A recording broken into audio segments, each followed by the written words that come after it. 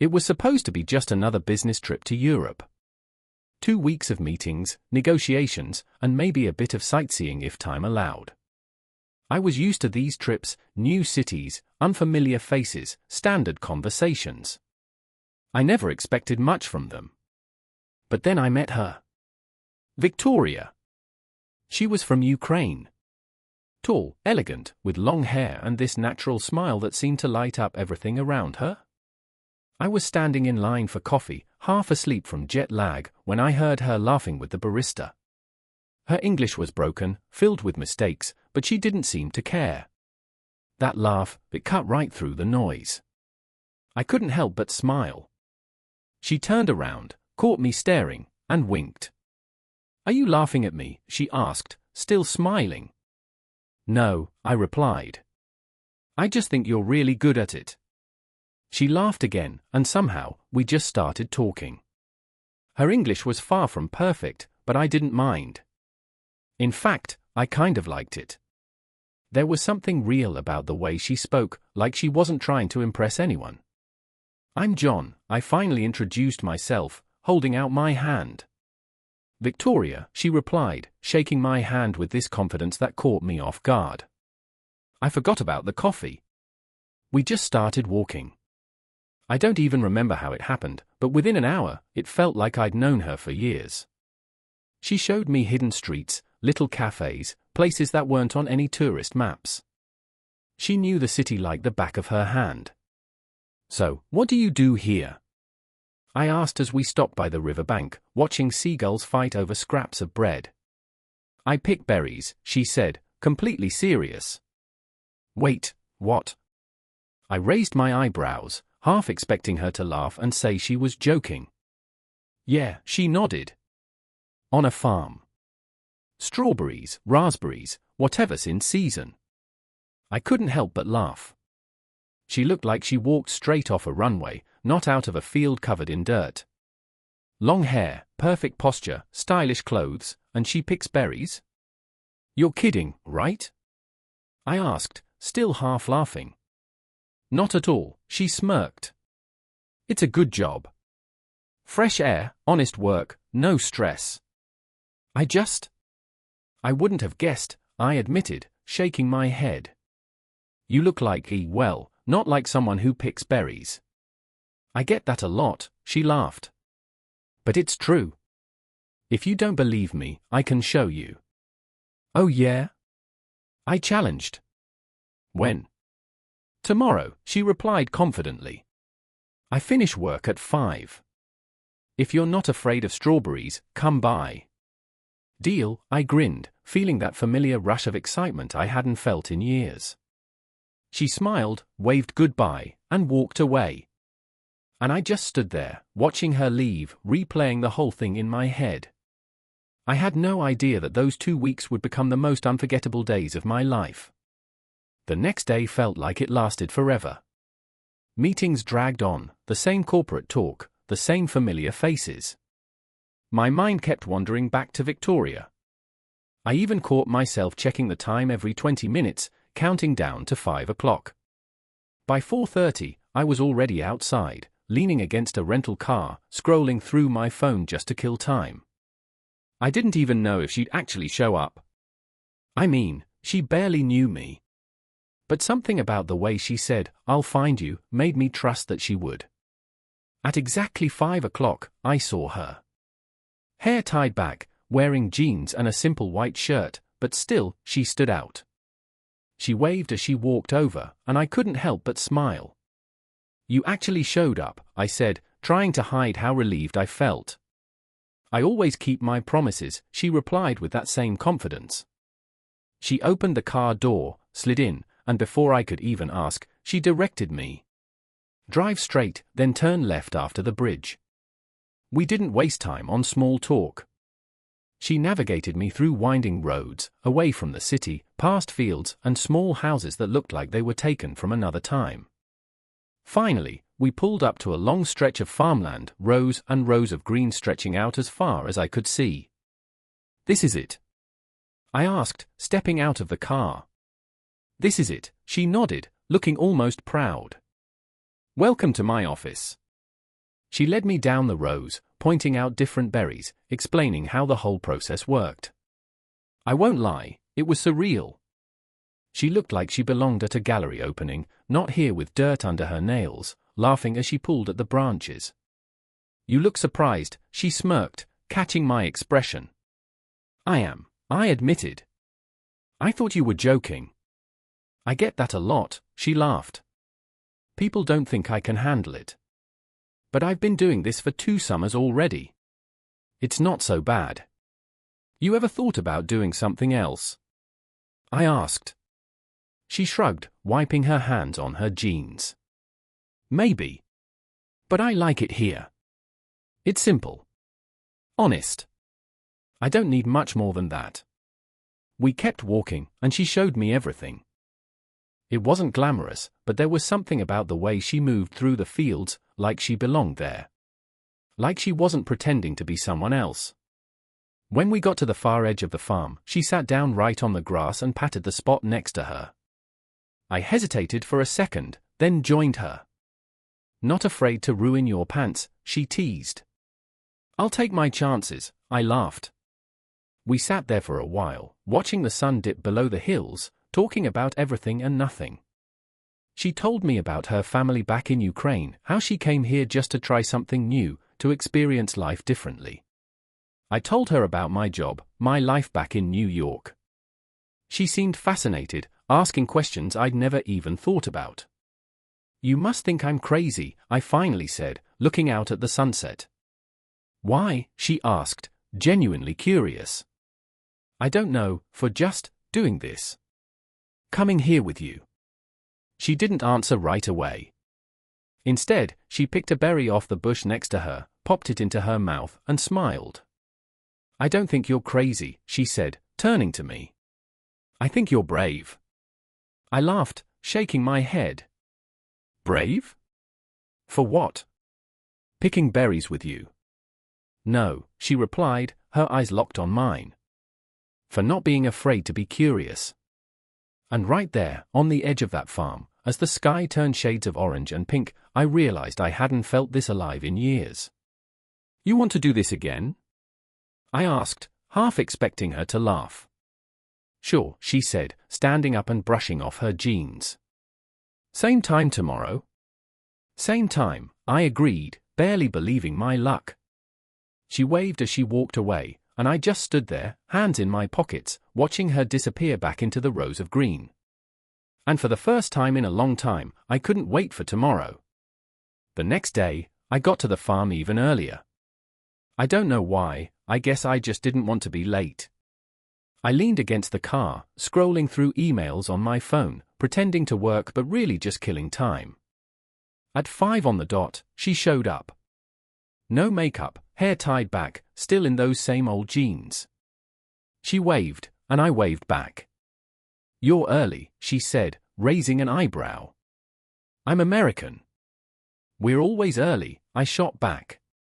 You're just nervous, she smirked, leaning against the car next to me. Nervous? About what? About me, she said it like it was obvious. I laughed, shaking my head. You're really confident, you know that. It's not confidence if it's true, she shrugged, pushing off the car. Come on, I want to show you something. I followed her, half amused, half curious. We walked past the berry rows, farther than yesterday, until we reached an old barn. The wood was splintered, paint peeling off, the kind of place that looks like it's been forgotten for years. You work here too? I asked, glancing at the rusty doors. No, she replied, gripping the handle and yanking it open with a loud creak. This is mine. Inside was, well, chaos. Wooden crates stacked to the ceiling, piles of books thrown haphazardly on a broken-down couch, empty wine bottles lined up on a shelf like trophies. There was even a small, dusty piano in the corner, one key missing.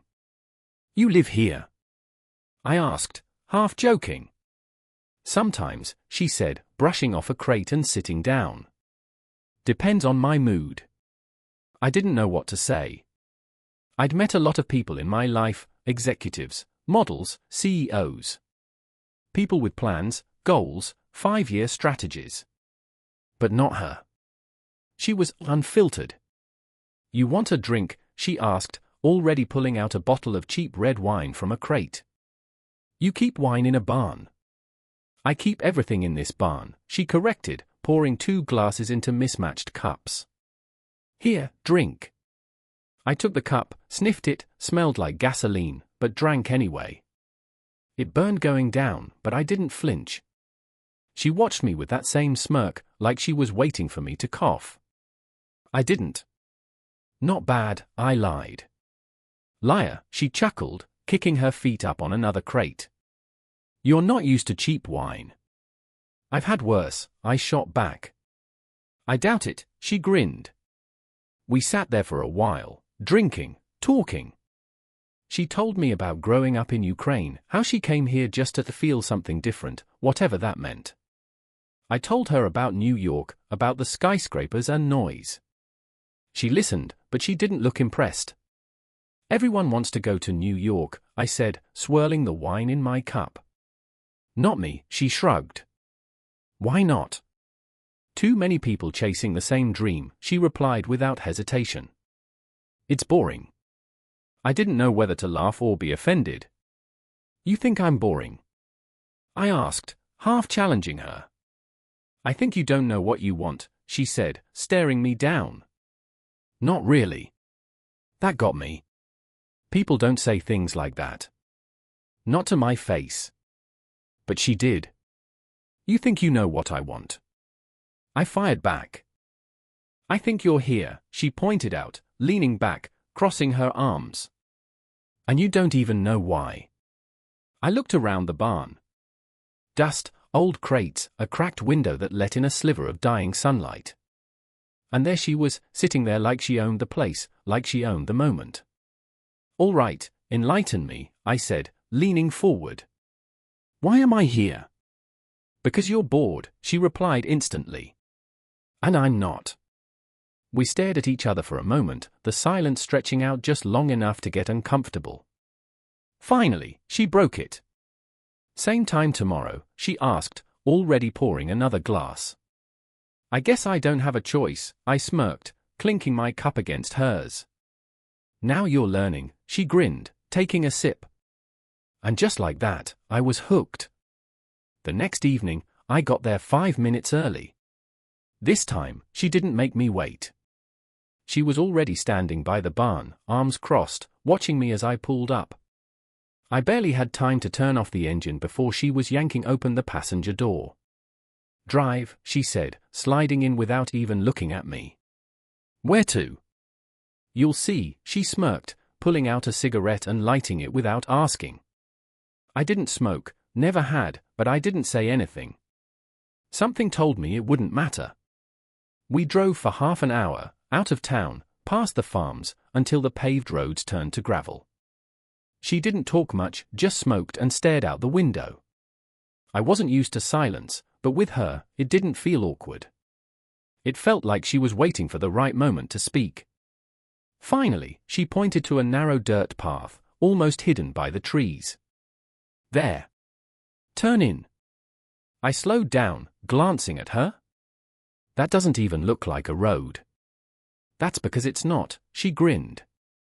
Against my better judgment, I turned. The car rocked back and forth as we bounced over roots and potholes. Branches scraped against the windows, and dust kicked up behind us. I could barely see where I was going. "You sure this is safe?" I asked, gripping the steering wheel. "You're American," she said casually, tapping ash out the window. "You think everything is dangerous." I laughed, shaking my head. "And you think nothing is?" "Not if you know what you're doing." We drove deeper until the trees opened up, revealing an abandoned factory. The kind of place you see in documentaries about ghost towns. Rusted metal, broken windows, graffiti sprayed across cracked concrete walls. "Welcome," she said, unbuckling her seatbelt. "To what? A horror movie?" "No," she smirked, opening her door. "To my favorite place." I stepped out, looking around. There was nothing but silence. No cars, no people, just wind howling through shattered windows and the distant echo of birds. You come here often? I asked, half joking. Only when I want to feel alive, she replied, already heading towards the entrance. I followed her, ducking under a fallen beam, stepping over shattered glass. Inside, it was dark and cold, but she moved like she'd done it 1,000 times. I watched her climb a set of metal stairs, her steps echoing through the empty hall. You sure this place is safe? I called after her. You ask that a lot, she laughed, not even turning around. Come on, I want to show you something. I followed her up 3 flights of stairs, the whole structure groaning under our weight. Finally, we reached the roof. She pushed open a rusted door, and we stepped outside. The view was insane. We could see the whole valley, the distant lights of the town blinking faintly in the distance. The sunset had turned everything shades of red and orange, like the sky was on fire. Wow, I muttered, stepping closer to the edge. How did you find this place? I like to explore, she replied, lighting another cigarette. By yourself? Of course. She exhaled, watching the smoke drift away. You think I need a bodyguard? I laughed, shaking my head. No. I just didn't think people did stuff like this alone. People don't, she corrected. I do. We stood there for a while, just watching the sun sink lower. She didn't say much, and neither did I. It felt like speaking would ruin it. Finally, she broke the silence. You hungry? Always, I grinned. Good, she said, flicking her cigarette off the edge of the building. Follow me. We climbed back down, my hand still dirty from the railings. Outside, she led me to a spot I hadn't noticed before. A fire pit, already set up with logs and a stack of empty bottles around it. You planned this? I asked, surprised. Of course not, she scoffed, kneeling down to strike a match. I just like to be prepared. The fire crackled to life, and she pulled out a bag from behind a stack of crates. Bread, cheese, a bottle of wine. You always carry this stuff around. You never know when you'll need it, she shrugged, handing me a piece of bread. We sat by the fire, eating, drinking, watching the flames flicker against the broken walls of the factory. I don't know how long we stayed there, an hour? 3? Time didn't seem to matter. At one point, she leaned back, looking up at the stars. Why are you here, John? She asked, not taking her eyes off the sky. Here, like right now. No, she shook her head. Here. Europe. This town. You don't belong here. I didn't answer right away. I didn't know how. I guess. I don't know, I finally said. Work, I guess. Routine.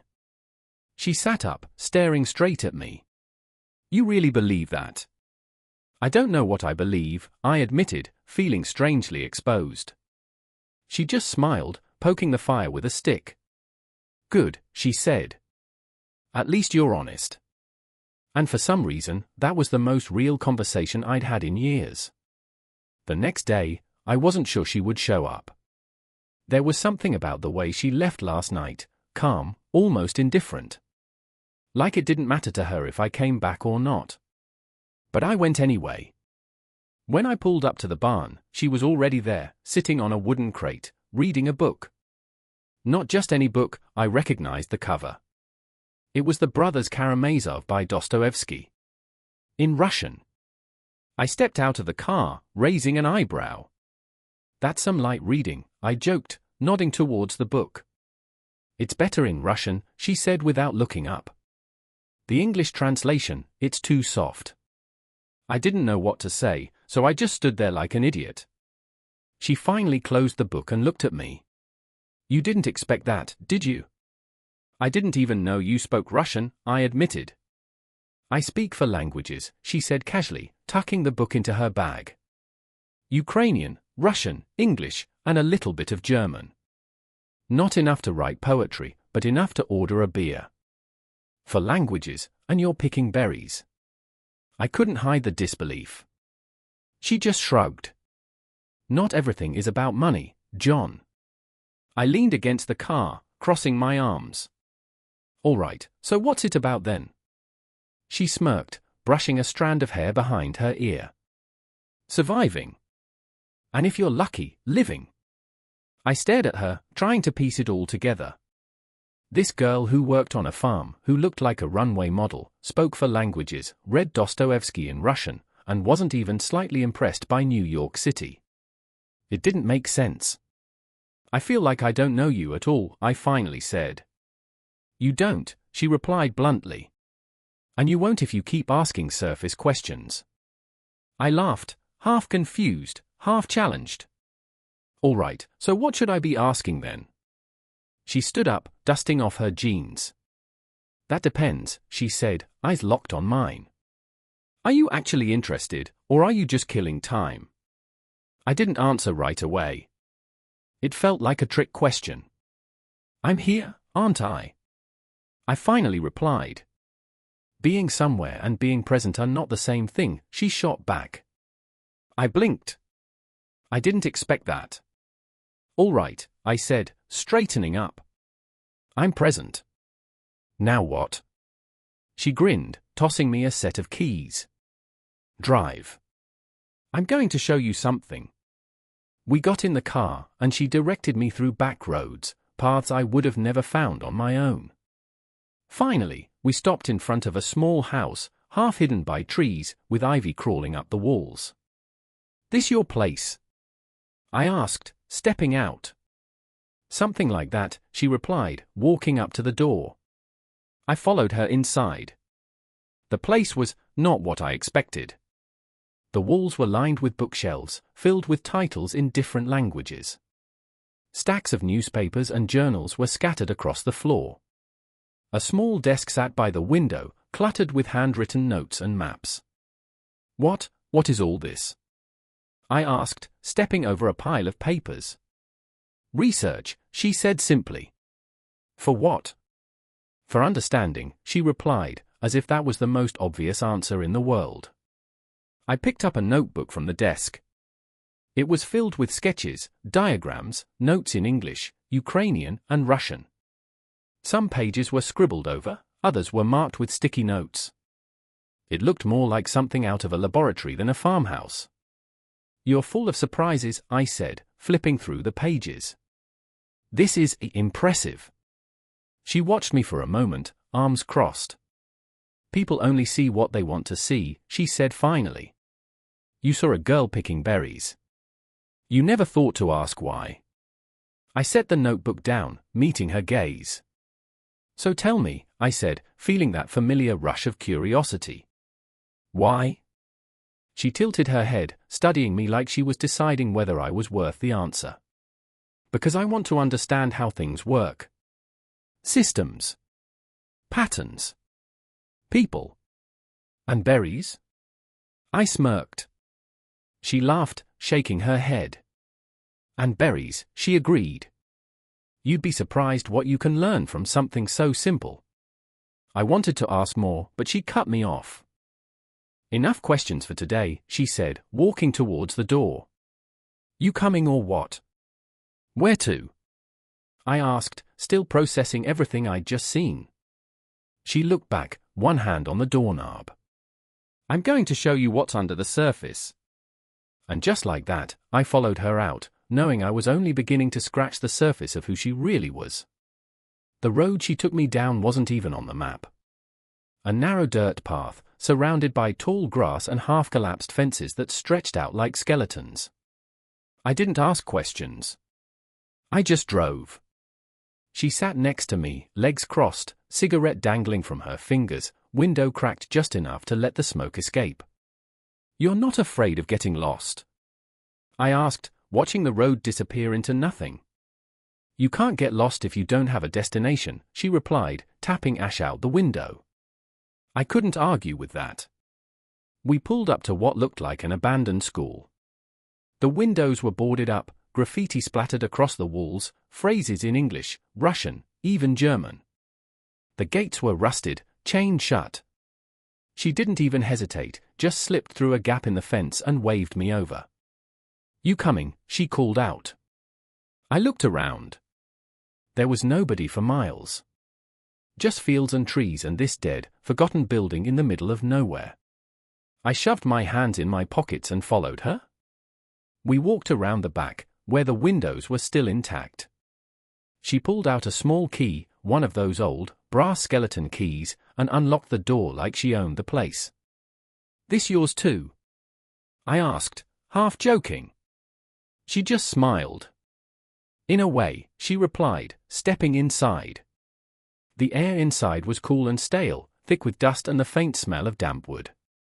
The walls were covered in posters and chalkboard scribbles, equations and symbols I didn't recognize. It looked like people had been here recently, papers spread out, maps pinned to the walls, half-empty bottles of water scattered around. "What is this place?" I asked, running my fingers along a table coated with dust. "A meeting point," she said simply. "For people like me." I raised an eyebrow. "People like you?"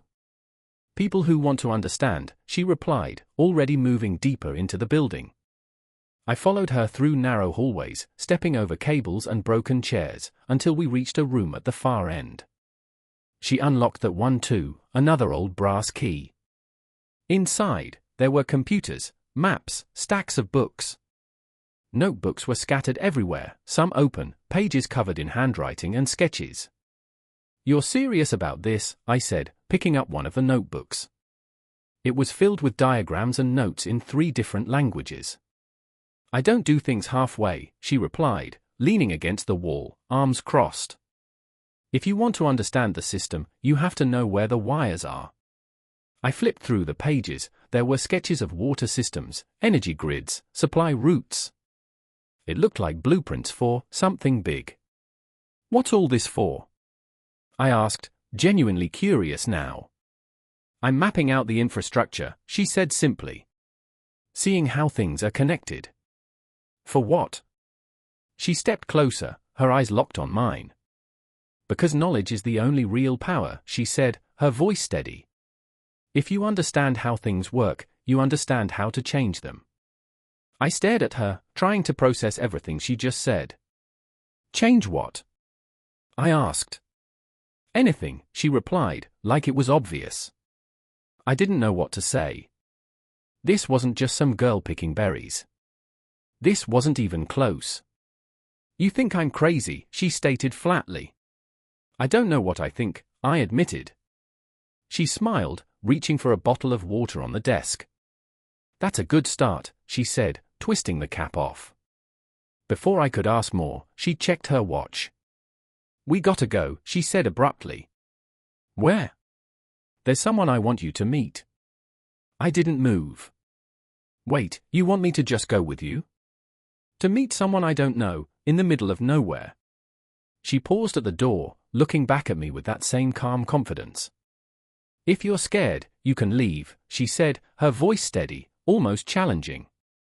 "But if you want to understand, follow me." I stood there for a moment, the silence stretching out. Then I grabbed my jacket off the chair and followed her. Because for the first time in my life, I wanted to understand.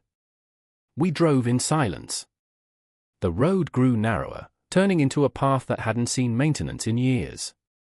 I was trying to piece together everything I'd seen over the last few days: her farm work, the Russian books, the infrastructure maps, the abandoned school with rooms full of tech and blueprints. Something about it didn't add up. "Are you going to tell me where we're going?" I finally broke the silence. She looked at me, took a drag from her cigarette, and blew the smoke out the window. "You're not afraid of surprises, are you?" She smiled, but her eyes stayed serious. We stopped at an old building. It looked like it had survived a few wars. Brick walls cracked, windows boarded up, paint peeling. Victoria stepped out first, walked around the car, and opened the rusty door. "This way," she said, not looking back. I followed her inside, and it felt like stepping into another world. It wasn't just an abandoned building. Inside, there were shelves filled with books, tables with maps spread out, old military radios covered in dust but still well kept. The walls were lined with photographs of cities, shattered streets, people in uniform. "Is this a museum?" I asked, looking around. She sat on a windowsill, lit another cigarette, and stared at the photos. "You could call it that," she replied quietly. "Victoria, what is all this?" She stayed silent for a while, just smoking and watching the photographs. Then she started speaking, still not looking at me. "I was just a teenager when it started. Back home, it was quiet. We didn't even realize it was war at first. One day, strangers came and said we belonged to them now. My brother volunteered, he never came back." She took another drag, held it in, and exhaled slowly, as if she was trying to release part of the memory with the smoke. "Then it was my father. He said he couldn't just sit at home and wait. He was sure he'd come back. He didn't come back either." I didn't know what to say. Her voice was calm, but I could see her gripping the cigarette tighter, like it was the only thing keeping her from breaking. "It was just me and my mom after that," she continued. "She worked, I helped. Then she got sick. There was no medicine. We lost everything." She stubbed out the cigarette on the windowsill, leaving a black mark on the old wood. "You asked why I know all this? Why the maps, the radios, the blueprints?" I nodded, not breaking eye contact. "Because I'm never going to be unprepared again." Her voice was like steel. "I study how this world works. How it moves. Who controls the resources, where the supplies come from, how the networks operate. If this happens again, I'm not waiting for someone to take my life. I'm going to be ready." She looked at me and suddenly burst out laughing. Sharp, loud, almost violently. "I'm kidding," she said, wiping a tear from the corner of her eye. "It's all true, but not exactly."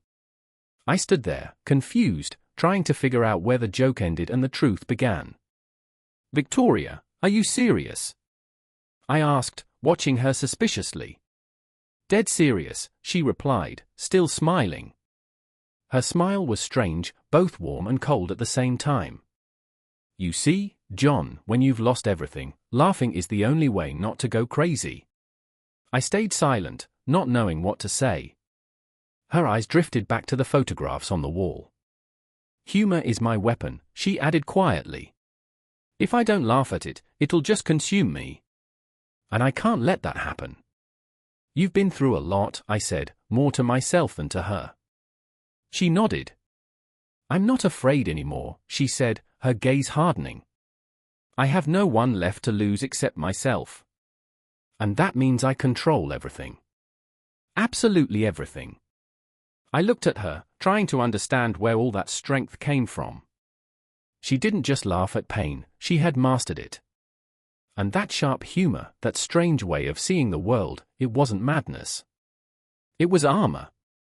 "Now you understand why I'm not afraid to learn more?" she asked. I nodded. And this time, I actually began to understand.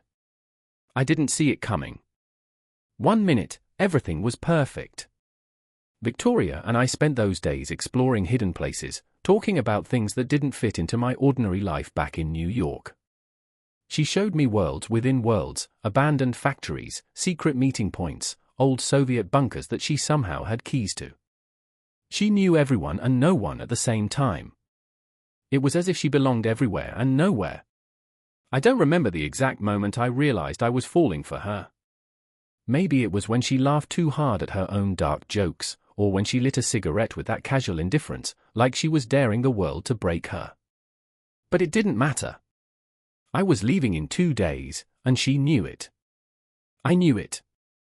Neither of us talked about it. And then it happened. The night before my flight, we were out in the city, celebrating. I don't even know what. Life, maybe.